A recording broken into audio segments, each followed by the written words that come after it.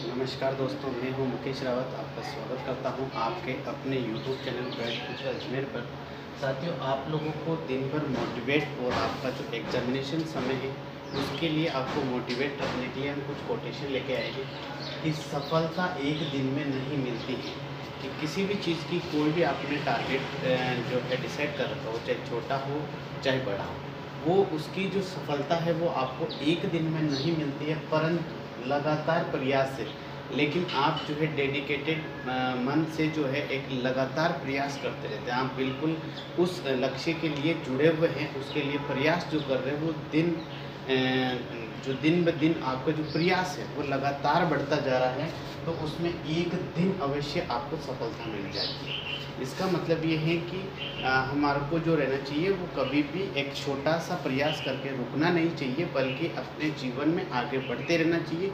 और हम जो प्रयास कर रहे हैं उन प्रयासों में अगर कमी हो तो उन प्रयासों को थोड़ा सा विस्तार करना चाहिए, उनकी तेज़ी उनकी गुणवत्ता बढ़ानी चाहिए।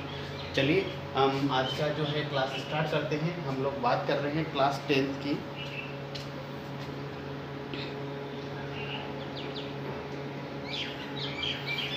आज का जो चैप्टर है आप लोगों के लिए चैप्टर 3 है, बहुपद। उसमें हम लोगों ने बात करी थी मेरे बच्चों कि जैसे कि हमने फर्स्ट पार्ट कंप्लीट कर लिया था, जिसमें हम लोगों ने सत्यता की जांच करी थी और शून्य की।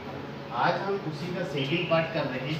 तो अब सेकंड पार्ट है, उसके लिए मैं कुछ चीज़ें लिखवा रहा हूँ आप लोगों को, जैसे नोट कर लीजिएगा आप लोग। सबसे पहले है बच्चों द्विघात समीकरण बनाना।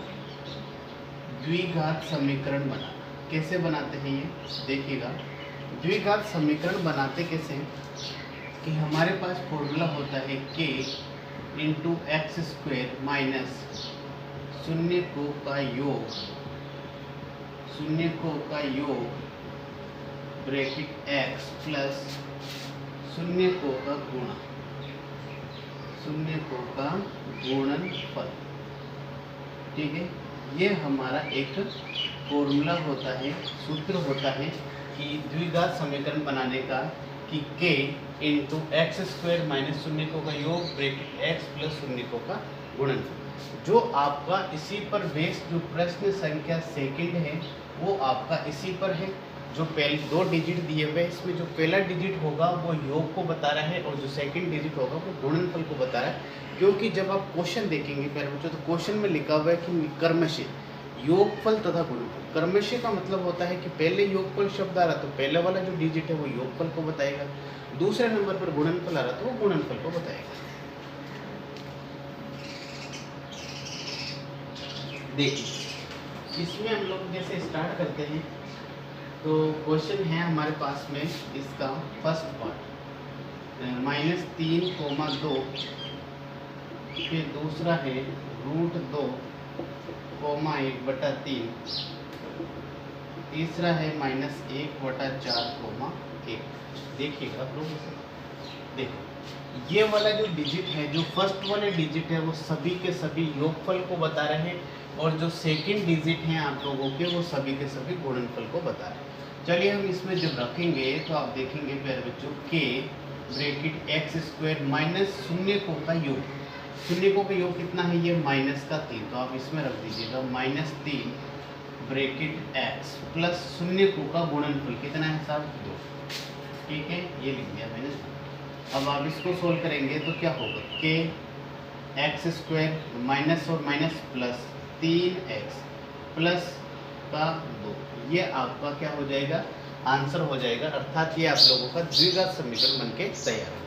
देखेंगे आप लोग नेक्स्ट में, तो हम लोग इसमें बात करते हैं, इसका है k bracket x square minus bracket x। देखिएगा यहाँ पर क्या आ जाएगा, शून्य को का योगफल कितना है साहब √2, और ये कितना है माइनस प्लस है, प्लस में कितना है 1/3।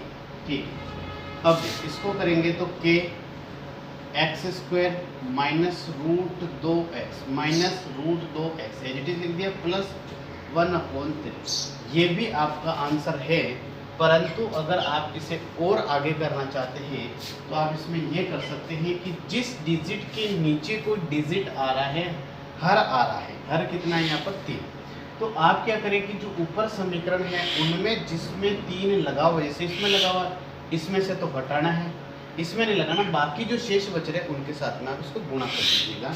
इसको इससे गुणा कर दूंगा, फिर इसको इससे गुणा, तो ये आ जाएगा के एक्स स्क्वायर माइनस 3, सॉरी यहाँ से गुणा होगा 3x square minus 3√2x plus और 1। ये आप लोगों का आंसर हो जाएगा कि जिसके साथ में नहीं था उसके साथ में तो मैंने 3 गुणा कर दिया, जिसके साथ में ये था वहाँ से मैंने हटा दिया, बस आप इतना सही। इसका देखेंगे आप तो देखो कि एक्स स्क्वायर माइनस शून्यकों का योग आएगा, योग कितना है 1/4 माइनस में 1/4 एक्स प्लस 1/4 के एक्स स्क्वायर, देखो माइनस और माइनस प्लस, एक्स एकम एक्स बटे 4 प्लस 1/4।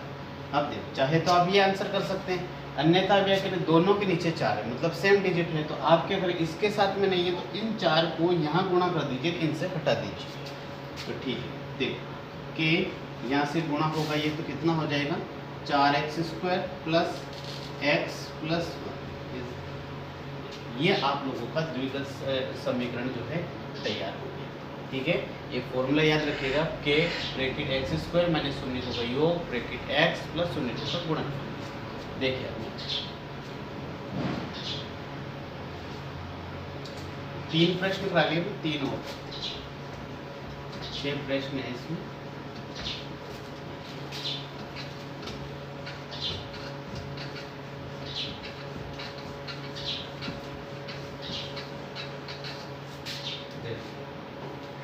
इसका जो 4th पार्ट है वो है 0, √5, 5th है 4 और 1 और 6th है 1 और। देखिए क्या होगा कि ब्रैकेट एक्स स्क्वायर माइनस शून्यकों का योग कितना आ रहा है 0, 0 लिख दीजिए x प्लस √5। तो देखिएगा कि एक्स स्क्वायर 0 से इस टर्म को मैं गुणा करूंगा तो ये 0 ही हो जाएगा, 0 हो जाएगा पूरा कंप्लीट √5। तो आप इसको ऐसे लिख सकते हैं के ब्रैकेट एक्स स्क्वायर माइनस, देखो एक्स स्क्वायर ये टर्म लिखना ही नहीं है, सीधा प्लस का √5। ये आप लोग का आंसर है ना, 0 वाले टर्म नहीं लिखेंगे हम लोग, सिर्फ जो है गुणनफल वाले।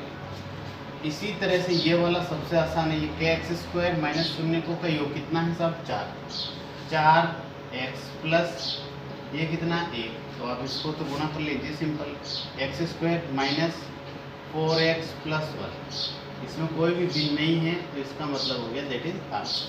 ठीक है, इसको देखिए आप 1 और 1, तो के एक्स स्क्वायर माइनस योग कितना होगा 1 प्लस 1, तो आप इसको गुणा करेंगे के x square x Ekam x plus 1 that is answer. तो ये आप लोगों ने क्वेश्चन नंबर जो 2 है उसका सबसे आसान तरीका है, ये बिल्कुल एकदम लाजवाब, इससे आसान कोई नहीं है।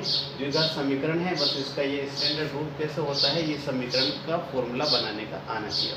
इसका जो क्वेश्चन नंबर 3 है वो बहुत ही ज़्यादा मोस्ट है, तो आप उसको देखिएगा।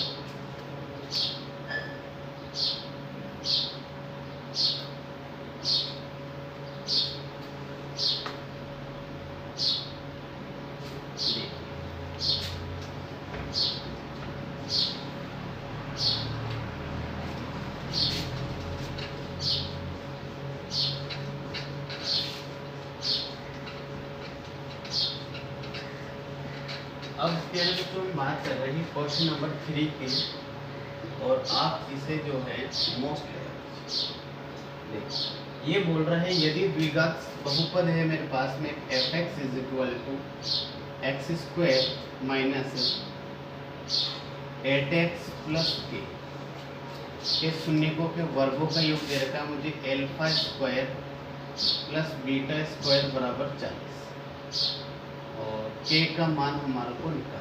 देखिएगा प्रश्न क्या दे रखा है, प्रश्न में दिया है कि एक आपको द्विघात बहुपद, द्वि मतलब दो, जिसकी घात अधिकतम कितनी हो 2, वो द्विघात होता है। ये द्विघात इक्वेशन आपको दे रखी है। उसके बाद में बोल रहा है ये इसके जो शून्यक हैं उनके वर्गों का है। तो हम शून्यक क्या मानते हैं बच्चों, एल्फा और बीटा, इनके वर्ग, एल्फा का स्क्वायर बीटा का स्क्वायर, इनके वर्ग का योग यानी प्लस कितना है 40। तो के का मान ज्ञात।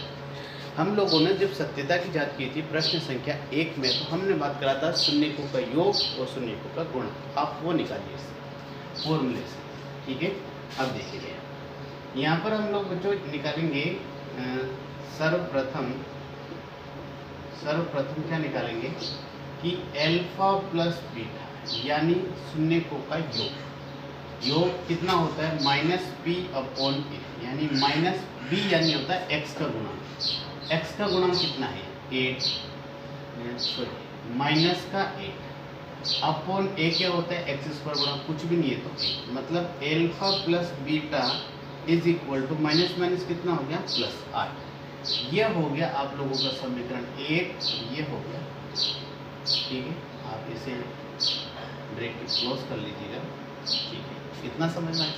उसके बाद हम लोग निकालेंगे कि तथा शून्यकों का गुणा यानी एल्फा गुणा बीटा, दो शून्य थे उन दोनों का गुणा क्या होता है c/a, c यानी अचर पद कितना है k, और a कितना है x² गुणा कुछ भी नहीं तो a, यानी एल्फा इंटू बीटा बराबर हो गया k। ये समीकरण नंबर है 3, ठीक है। यहाँ तक आप जैसे निकालेंगे तो आप थोड़ा सा ठहर जाइएगा, उसके बाद में सोचिएगा कि ये जो चीज़ है मेरे पास में जो दे रखी है, गिवन है, ये दो चीज़ें ये कहाँ पर काम आ सकती है। एल्फा बीटा का स्क्वायर क्या होगा, एल्फा स्क्वायर बीटा स्क्वायर होता है। अगर हम इसके अकॉर्डिंग चर्चा करें, एल्फा स्क्वायर बीटा स्क्वायर होता है, तो एल्फा स्क्वायर बीटा स्क्वायर मतलब बीच में इंटू आ रहा था, इंटू तो हमारा कहीं काम ही नहीं आ रहा, हमारे तो प्लस काम में लेके आना, प्लस इसमें है, इसका मतलब है कि मैं इसका वर्ग करते हैं। तो हम जो है इसका वर्ग करते हैं प्यारे बच्चों। तो देखो समीकरण 2 का वर्ग करने पर, 2 का वर्ग करेंगे, 2 क्या है एल्फा प्लस बीटा का स्क्वायर, इधर 8 का स्क्वायर, ठीक है ना। देखिएगा ये क्या होगा a प्लस बी का होल स्क्वायर, और आप जानते हैं कि a प्लस बी का होल स्क्वायर क्या होता है, a प्लस बी का होल स्क्वायर क्या होता है a square plus b square plus 2a गुणा b। ये फॉर्मूला रख दीजिए यहाँ पर। देखो एल्फा स्क्वायर प्लस बी की जगह बीटा स्क्वायर प्लस 2 एल्फा गुणा बीटा, और 8 का स्क्वायर कितना हो जाएगा 64, ठीक है यहाँ तक।